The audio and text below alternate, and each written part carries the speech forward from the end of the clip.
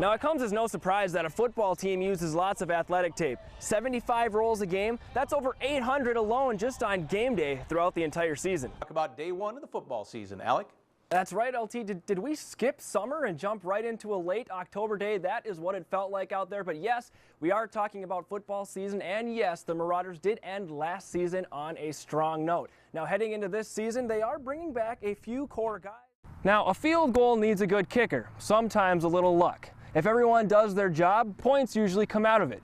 But sometimes the biggest job isn't from the kicker, it's from the holder. Some would say being a college wrestler makes you a different breed. Well, let's get to know a member of that different breed in this week's Meet a Marauder. North Dakota State, the Bison, a team, a program, and a university that has made their way onto the map at the Division I level in many ways, most notably on the gridiron with, of course, the 3 straight national championships.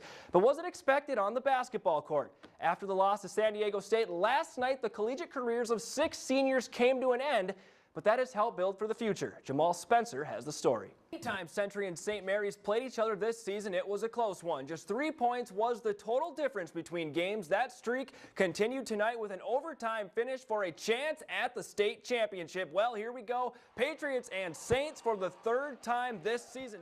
That has seen some big shots in big games. Well, add Christian Thompson's game-winning 3-pointer from last night to that list on top of big matchups between Shiloh and Flasher. Well, game 1 of the day started on the consolation side. Botno and Turtle Lake, Mercer McCluskey. First quarter, Blake Anderson, this guy's just a freshman, intercepts the pass and finishes at the other end. The Lions were eliminated from playoff contention last week, and the Vikings were eliminated about a month ago. So today's season finale didn't mean much to some. Either way, last game at the Dome ever.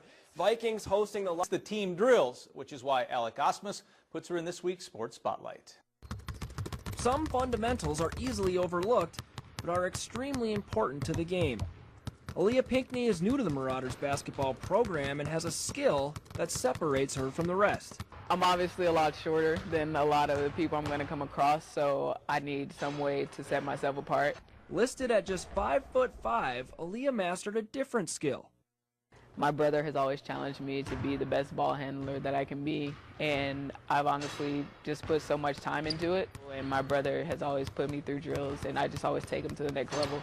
You know, just working on your skills, I don't think I've coached anyone that can dribble like her. And, you know, I used to be the 2-ball dribbling wizard for basketball camps when I was a young coach cutting my teeth, but I'm nowhere close to what she can do. You would think it would take a lifetime to develop the handling skills Aaliyah has.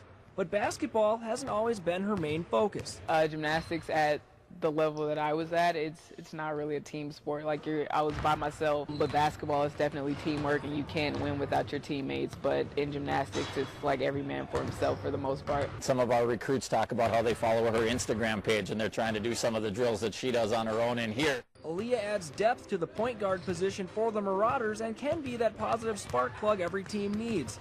But every player always has something to improve on. That's kind of like why ball handling, like as I've grown as a ball handler, it's made my life a little harder because I just have so many options. But when I learn to just stop thinking and let the game come to me, then honestly, the sky's the limit for me, and I know that. It's not always about being the tallest, but good at the basics. With the spotlight on Aaliyah Pinckney, for NBC North Dakota Sports, I'm Alec Ausmus. The ground is still frozen, but come springtime, if the snow is gone, it's baseball season. I think we're the only team outside practicing in our conference right now, so it's pretty nice to be able to get some live looks and stuff before we go play some real baseball. Yeah, I've been on and off, going indoors and outdoors this week. Indoors, we get to do a little more of our hitting drills, things like that. Out here, we get to see live reps of ground balls, fly balls, things like that. Even though playing outside in North Dakota may not be a regular routine just yet, this team has 14 games under their belt heading into the conference season. Coach Barta likes what he has seen so far.